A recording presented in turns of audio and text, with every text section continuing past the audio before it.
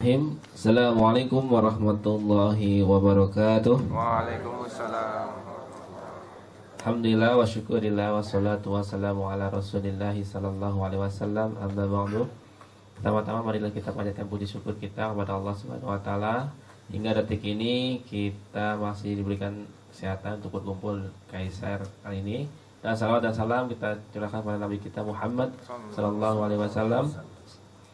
Baik, untuk kajian kali ini kita awali dengan baca Bismillah. Bismillahirrahmanirrahim. Dan sudah berada di samping saya Ustaz Restu Cinta yang akan memberikan materi membangun cinta di bulan Ramadan. Waktu kita hingga jam 1:30, 10 menitnya bertanya jawab. Gimana Ustaz, sudah siap? Siap.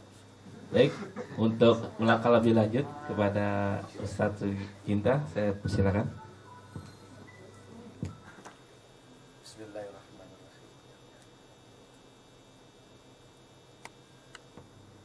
Bismillahirrahmanirrahim. Assalamualaikum warahmatullahi wabarakatuh. Waalaikumsalam.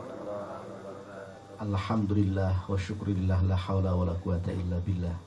Assalatu wassalamu ala rasulillah Muhammadu wa ala alihi wa sahbihi wa mawalah, amma ba'd.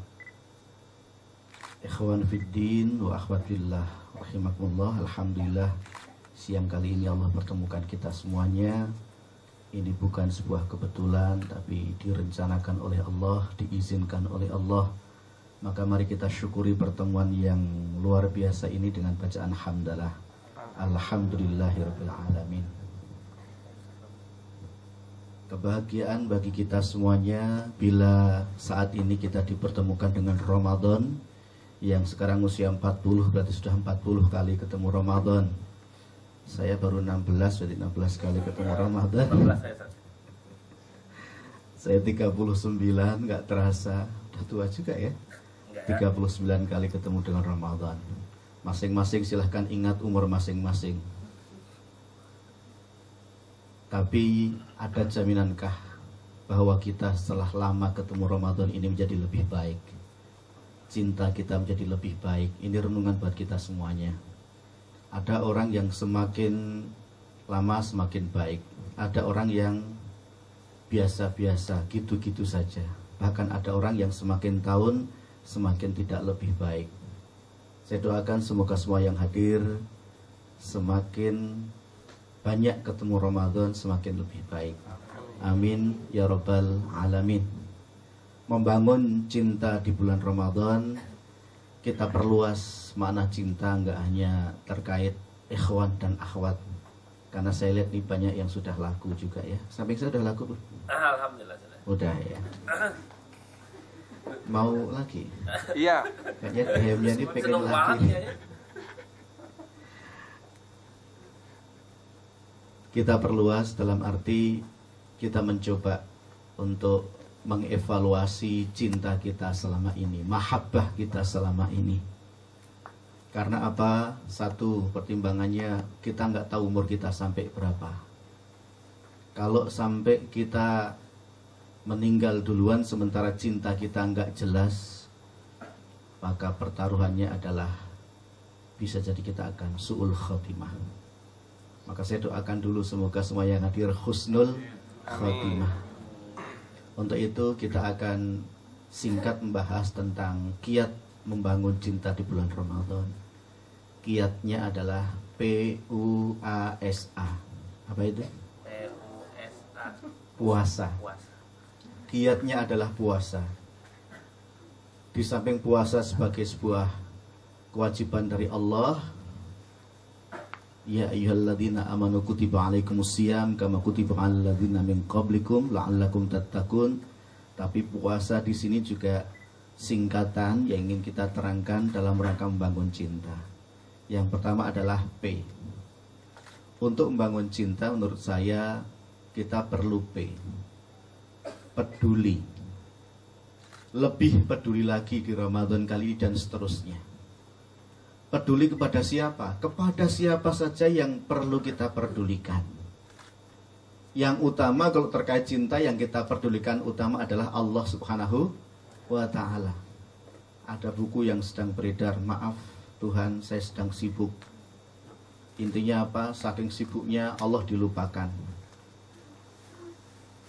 Coba, cinta kita dengan Allah sudah luar biasa atau belum? Sudah setingkat dengan pemuda-pemuda dari Syria atau belum?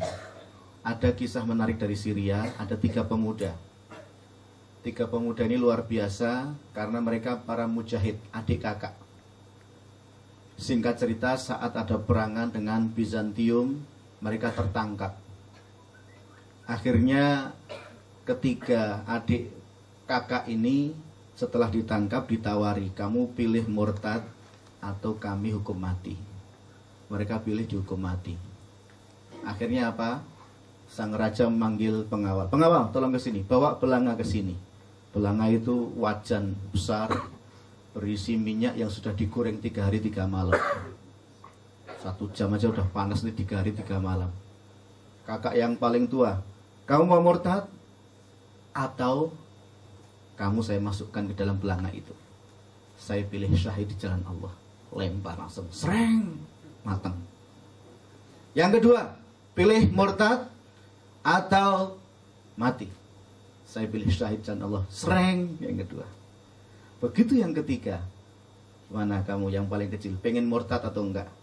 Saat ada negosiasi seperti itu, ada pembesar lain, ya, orang terdekatnya raja bisikin, serahkan saya saja, saya bisa murtadkan dia. Caranya gimana? Rahasia, kasihkan saya dulu. Intinya sih, adik yang ketiga ini dikasihkan pembesar yang lain itu. Kemudian singkat cerita, dia ditaruh di satu kamar. Kebetulan si pembesar ini punya anak cantik jelita luar biasa. Dia berpikir lemahnya orang Arab tuh di wanita. Kayaknya nggak cuma Arab kali ya. Enggak juga. Jakarta. Jakarta. Jogja. Sama. Masukkan kamar dengan anak gadisnya selama 40 hari. Jadi nggak boleh keluar. Kira-kira kalau kita gimana tuh? Wah, Aduh, uring-uringan. pingsan paling. Nah itu ternyata apa? Setelah 40 hari, bukannya si anak putri ini berhasil menggoda agar murtad, ternyata apa? Hasilnya 0. Begitu, gimana, Nduk? Gimana, nak? Kamu ngerayunya gimana? Gimana mau ngerayu? Tiap siang dia puasa, malam dia sholat malam dan berdoa. Saya mau deket sholat, mau deket puasa. 40 hari gagal. Oke, 40 hari kedua saya kasih kamar yang lebih besar, yang lebih bagus, yang ada gambar-gambarnya yang aneh-aneh. Intinya untuk menarik syahwat. Ternyata apa? 39 hari nggak berhasil. Dan alhamdulillah, justru di malam ke-40 wanitanya yang menyerahkan diri. AA. Saya tuh disuruh goda AA, tapi kayaknya saya yang tergoda. Tolong saya disahadatkan, saya pengen masuk Islam. Dan malam ini juga kita kabur. Singkat cerita disahadatkan, kemudian kabur. Wanita ini karena itu di rumahnya sendiri, dia tahu celah-celah untuk kabur. Kabur! Tiap siang istirahat, malam lari. Siang istirahat, malam lari. Karena itu wilayah kerajaan kan. Singkat cerita, saat kelelahan duduk di bawah pohon, ada 2 orang naik kuda mendekati mereka. Di belakangnya ada para malaikat. Ternyata 2 orang ini kakaknya yang sudah meninggal duluan. Loh, Mas, kok ciurip sampean? Gitu. Gusti Allah gitu kan. Jawa itu. Ada di belakang sana. Ini kuasa Allah. Innama amruhu idza arada syai'an ayyaqula lahu kun fayakun. Untuk apa ke sini?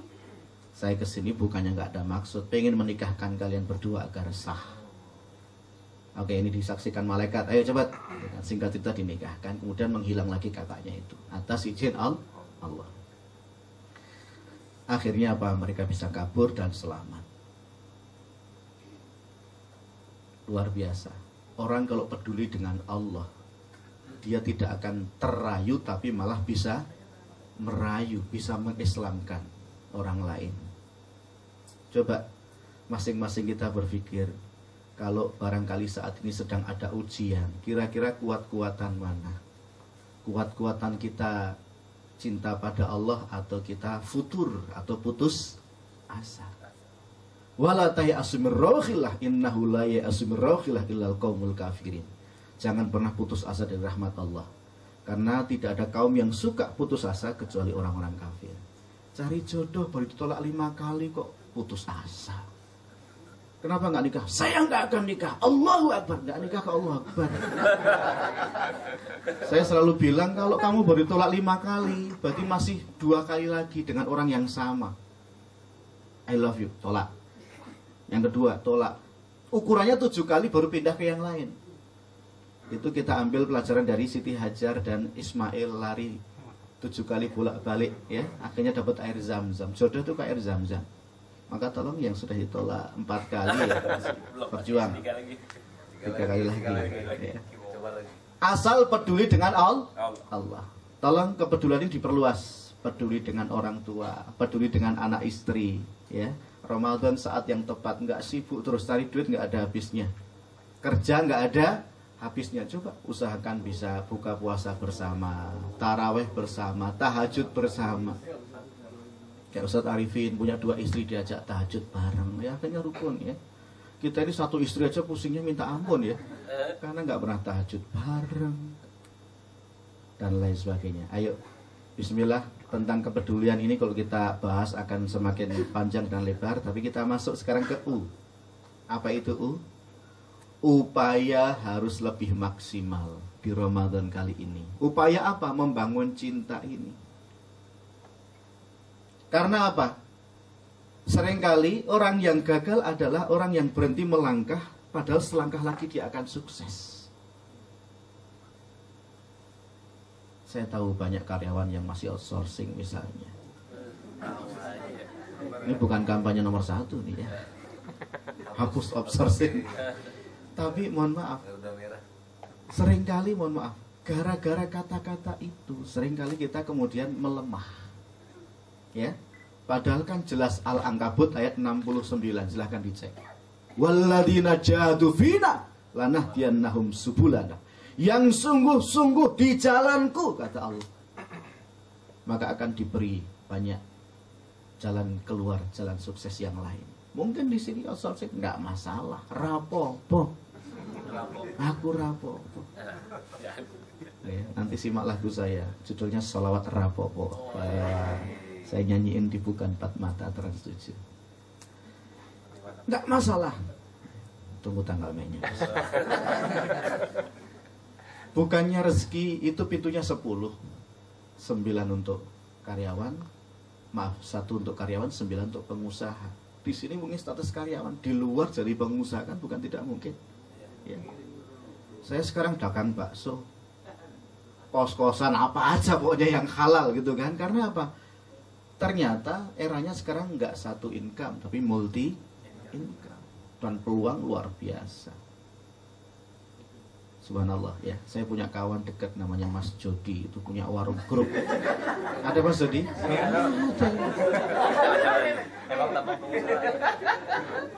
Tapi di Jogja ya, Mas Jody ini punya warung grup. Salah satu direkturnya santri saya. Itu alhamdulillah beliau sedekahnya luar biasa. Kemarin 27 April dia menyedekahkan seluruh omset. Cuma warung-warungan penyet-penyetan, kayak steak yang murah-murahan. Itu 1,2 M omset sehari disedekahkan semua. Subhanallah. Intinya apa?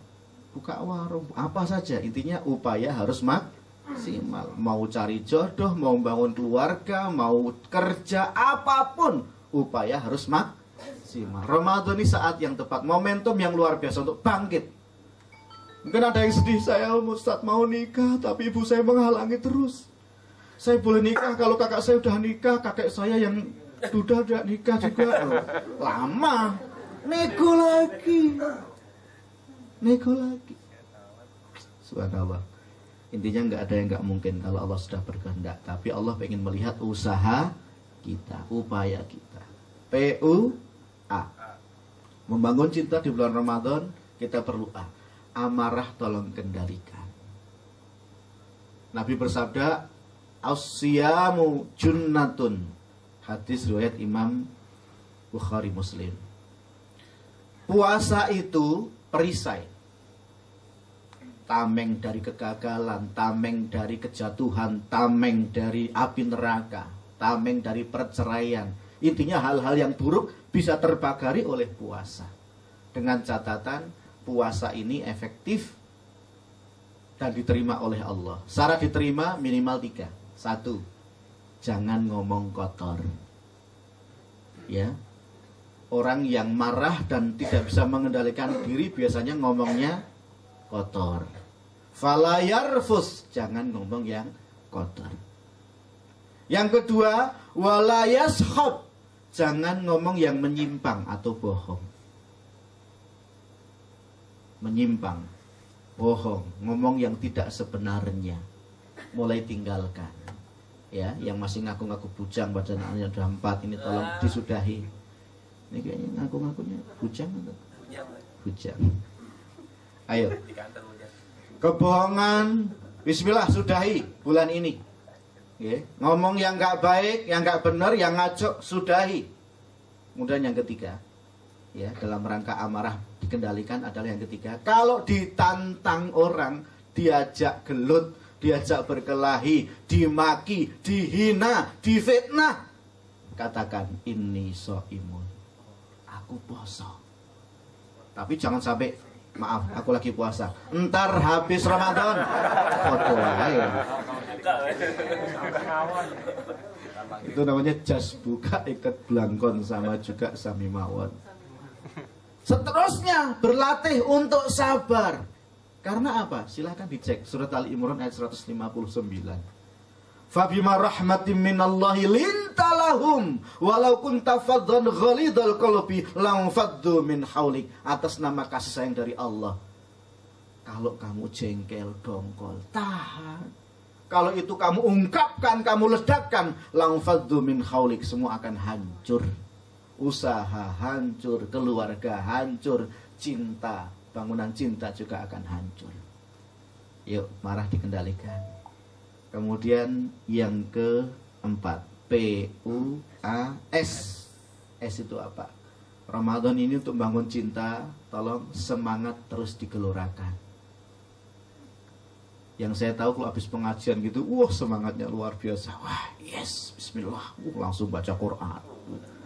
Tapi kalau udah 2 hari itu biasanya udah galau lagi, sedih lagi, susah lagi. Itulah manusia. Daya ingat manusia itu 2 kali 24 jam, itu yang normal.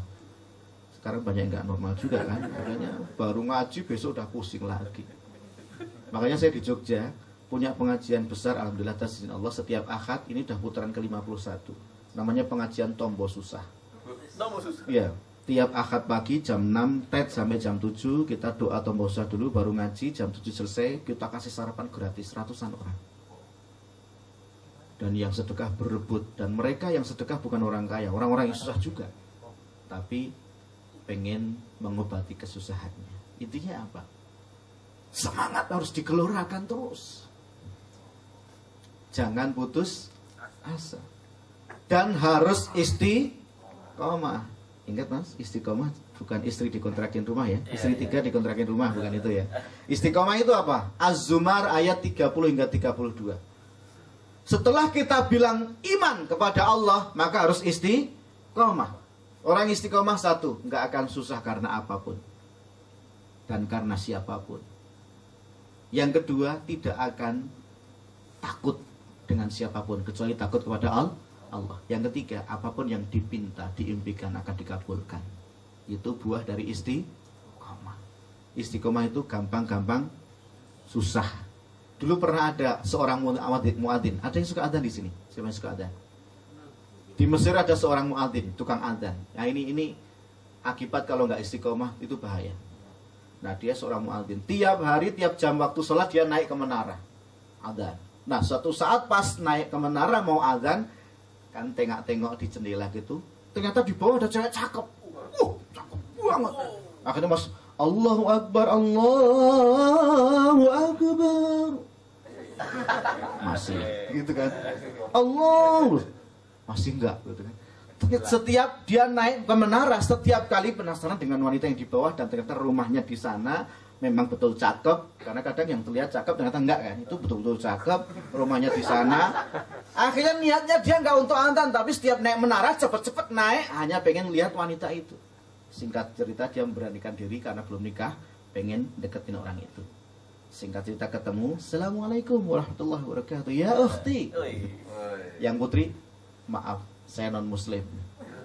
Saya nggak jawab salam. Oh gitu. Udah nggak apa. Gini aja saya lamar kamu. Kan Al-Maidah ayat 5, boleh lelaki muslim nikah dengan ahli kitab. Aku nikahin kamu. Maaf, kata bapak saya nggak boleh, kecuali Anda murtad. Oh gitu ya. Iya, tolong pikirkan. Itu udah waktu adzan tuh, adzan dulu katanya. Besoknya akhirnya datangin lagi. Oke, saya putuskan saya murtad demi cintaku padamu. Tapi jangan bilang-bilang saya murtad, saya pengen melamarku. Kata si wanita, yes, gitu kan. Nah, kemudian saat waktu adzan dia naik lagi. Loh, kan udah murtad. Ya kan pura-pura apa? Kan diam-diam gitu kan. Hatinya sudah murtad. Saat waktu adzan dia karena masih bertugas, belum diganti yang lain, dia naik. Saat dia naik ke menara itu, karena saking bahagianya diterima cinta, meskipun untuk itu dia harus murtad, dia kepleset, kemudian meninggal dunia. Ini kisah nyata. Akhirnya dia meninggal dalam kondisi murtad. Ada lagi adik kakak, yang adiknya tinggal di atas, di loteng. Ini soleh, 25 tahun soleh, baik, gak pernah maksiat. Kakaknya di bawah tinggalnya, maksiat terus. Nah, yang atas itu sempat kepikiran begini, jenuh dia. Wah, jadi orang baik jenuh juga ya. Enak adikku, asik-asikan di bawah, bawa wanita, mabuk. Wah, saya kok sekali-kali pengen maksiat. Ternyata di luar dugaan, di menit yang sama, di detik yang sama Allah mengatur yang di bawah juga jenuh maksiat. Wah, maksiat terus jenuh juga nih. Pengen kayak adikku tuh, wah pasti kalau mati langsung surga tuh, wah tiap hari sholat, zikir, berbuat baik. Ah, aku pengen tobat. Ah, kakaknya pengen tobat, adiknya pengen maksiat. Mereka di menit yang sama disetel oleh Allah, yang satu turun cepat, yang satu naik cepat di tangga yang sama. Akhirnya bertabrakan, jatuh berdua meninggal dunia. Yang satu dijemput malaikat adab, yang satu dijemput malaikat rahmat. Yang di bawah diperhitungkan jadi orang baik karena pengen tahu. Subhanallah. Teman-teman sekalian, istiqomah. Istiqomah. Semangat terus dipompa, ngaji, baca Quran. One day one juz, atau paling enggak sehari 100 ayat. Kalau jamaah saya minta setiap hari 100 ayat minimal. Kemudian sholawat 100 kali, subhanallah, alhamdulillah, wa la ilaha illallah, Allahu akbar 100 kali. Kemudian istighfar 100 kali dan lain-lain. Akhirnya kita bisa serempak satu kampung. Kita sedang bikin yang namanya spiritual village. Yang sekarang tren kan spiritual company. Kita bikin spiritual village, sak kampung mlebu swarga, itu prinsipnya. Alhamdulillah. Kemudian sekarang masuk A. Terakhir. Apa itu A?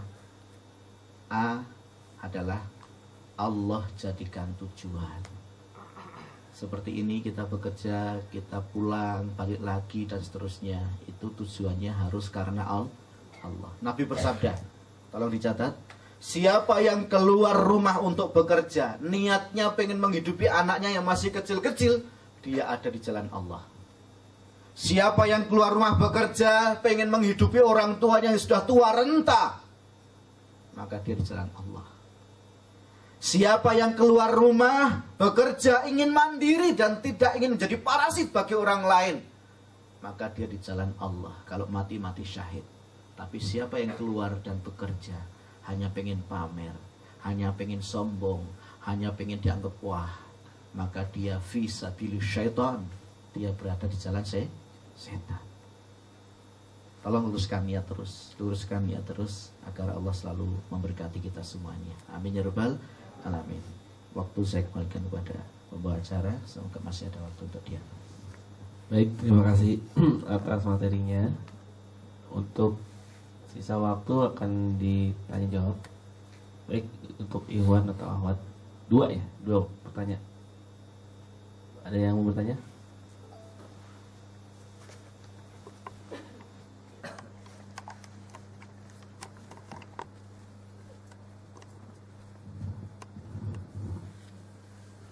Assalamualaikum warahmatullahi wabarakatuh. Saya Raya dari Telenter. Ini sebenarnya pertanyaan titipan, Pak. Oh, gitu. Yang bertanya berhalangan hadir.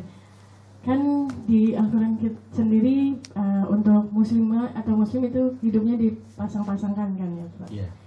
Nggak muslim juga dipasangkan. Ini, tapi apakah pasti dari golongan muslim itu akan berpasangan dengan muslim juga? Kadang karena penampakan di sini ada yang jodohnya malah dengan yang di luar muslim. Nah itu bagaimana tuh Pak? Itu terima kasih. Assalamualaikum. Waalaikumsalam warahmatullahi wabarakatuh. Ihwannya atau mau langsung jawab Ustaz? Jawab dulu aja ya. Oke, dijawab dulu Ustaz. Silakan cek surat Ar-Rum ayat 21. Cek surat An-Nisa ayat 1. Dan masih banyak ayat-ayat yang lain yang termasuk An-Nur ayat 26. Yang baik akan berjodoh dengan yang baik. 3 ayat itu setidaknya menjadi bukti bahwa kita itu dijamin dapat jodoh. Maka tolong jangan sampai ada yang putus asa, apalagi sampai gantung di pohon toge gitu ya, karena nggak dapat jodoh. Iya. Ada jaminan kita akan diberi jodoh. Tapi yang ada di An-Nur 26 itu yang baik berjodoh yang baik, yang tidak baik berjodoh dengan yang tidak baik. Saya belum menemukan sebuah ayat yang menyatakan muslim jodoh dengan muslim atau mukmin dengan mukmin. Ya, redaksinya tidak ada. Yang saya temukan belum ada. Nah, ada peluang tadi kan saya singgung tuh Al-Maidah ayat 5 tadi, ya kan? Nanti silahkan dibuka di buku Halal dan Haram karya Ustadz Yusuf Kordowi. Di situ dibahas tuntas tentang Al-Maidah ayat 5. Ada peluang ternyata seorang lelaki muslim berjodoh dengan wanita ahli kitab, Yahudi maupun Nasrani.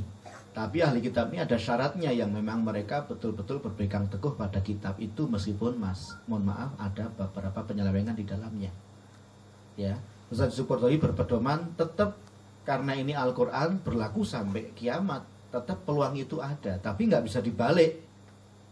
Wanitanya muslimah, laki-lakinya non muslim, nggak bisa begitu. Mengapa laki-lakinya muslim? Beliau mengkaji yang pertama karena kalau laki-lakinya itu muslim dan orangnya memang betul-betul bagus agamanya, dimungkinkan dia akan beri contoh dan teladan, juga menggambarkan ini loh Islam.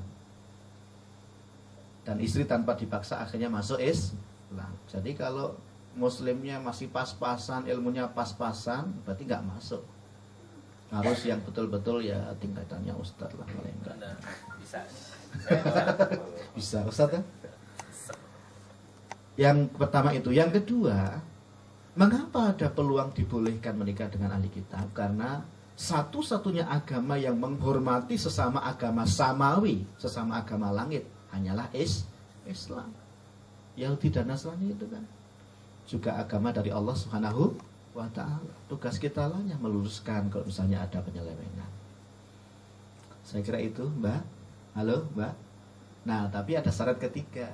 Selama stok muslim masih ada, cari yang muslim. Nah, beliau mensyaratkan itu. Kan cukup bijak tuh. Kalau stoknya sudah nggak ada, ini cowok muslim udah nggak ada nih, baru cari yang. Oh, kalau cowok tetap harus yang muslim. Tapi kalau laki-laki misalnya cari akhwat sudah nggak ada lagi yang muslimah, baru boleh berpeluang mencari yang ahli kitab. Kira-kira masih ada atau udah habis? Banyak. Wah, saya punya stok banyak itu ya Allah. Barusan ada janda 60 tahun.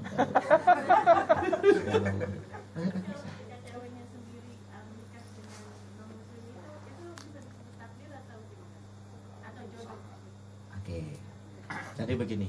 Kalau seseorang akhirnya ijab kabul, ukuran jodoh itu kan dulu pernah saya terangkan di sini juga, ya, 10 tahun yang lalu. Sulit banget ya. Ukuran jodoh itu ketika akhirnya orang melakukan ijab kabul, itu takdir, ya. Takdir itu ada yang baik, ada yang tidak baik.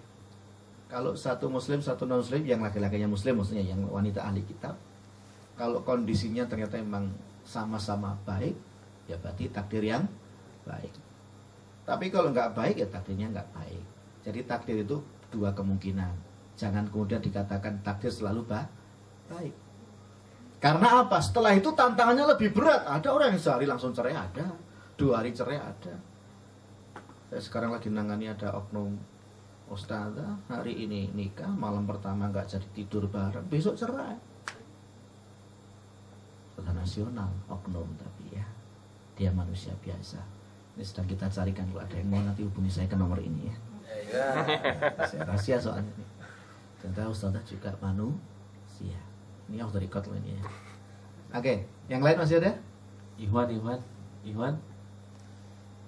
Silahkan. Mau nambah apa gimana nih?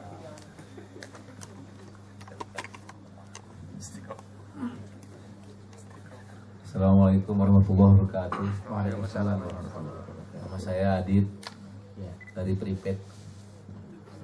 Yang mau saya tanyakan, ini kan masih puasa ke-4 ya. Tergantung mulainya. Oke, silakan. Mumpung lagi semangat Pak Ustadz, mohon informasinya, kiat-kiat supaya kita istiqomah gimana sih Ustadz? Kiat biar istiqomah. Saya juga manusia biasa. Iya. Kadang iman naik turun sih, aduh. Emang yang lain luar biasa. Jadi kita semua manusia biasa, gimana ya supaya iman selalu ngejos. Iya, oke. Ya, terima kasih Ustaz. Assalamualaikum warahmatullahi wabarakatuh. Waalaikumsalam warahmatullahi wabarakatuh. Ada setidaknya 3 kiat menurut saya kalau kita mau istiqomah. Yang pertama carilah istri yang namanya istiqomah. Ada kan? Intermezzo. Ada 3 kiat menurut saya kalau kita pengen istiqomah. Yang pertama, selalu perbaharui niat. Ini yang paling penting. Perbaharui niat. Karena nggak ada jaminan sekarang, misalnya mohon maaf, misalnya ada ikhwan dan akhwat kenalan. Awalnya sih karena Allah, gitu kan. Ukhti sahur. Ukhti jangan lupa banyak baca Quran. Awalnya sih begitu. Tahu-tahu ukhti malam minggu kemana ya? Bablas langsung. Bablas. Jadi disitulah diperlukan kelurusan niat. Keajaiban lurus niat itu ada 3. Kalau siapapun yang lurus niat karena Allah dalam kehidupan ini, maka dapat 3 keajaiban dari Allah, kata Rasul. Yang pertama, jama'allahu syamlahu. Allah akan memaksimalkan potensinya. Potensi untuk istiqomah, potensi untuk jadi orang hebat itu dimaksimalkan. Yang kedua, ja'ala ghinahu baina yadaihi. Allah menampakkan kekayaan di depan matanya. Kekayaan itu lahir dan batin. Optimis, yakin akan sukses, yakin akan bisa istiqomah, nggak ada keraguan. Yang ketiga, kalau lurus niat itu wa atat hudunya rohimatan. Dunia ini akan menghinakan dirinya dan mendekati kita dan merayu-rayu untuk kita kelola. Jadi banyak orang mengejar dunia nggak dapat. Nah, kalau orang lurus niat itu dikejar oleh dunia. Jodoh nggak usah pusing-pusing nyari, malah dia dicari-cari sampai akhirnya dipakai list gitu kan. Oh iya daftar, 50 orang gitu kan. Loh, dimungkinkan loh ya.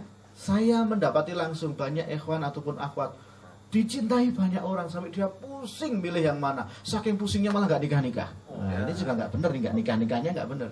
Tapi ketika dia dicintai banyak orang, pasti ada kelebihan yang Allah berikan pada dia. Mestinya harus memilih yang terbaik di antara yang baik. Istilahnya apa dulu? Koleksi, seleksi, resepsi kan gitu kan. Jangan koleksi terus. Jangan koleksi. Saya nggak nyindir ya Mas. Mas, yang pertama apa? Luruskan niat. Yang kedua, cari teman yang bisa mengingatkan.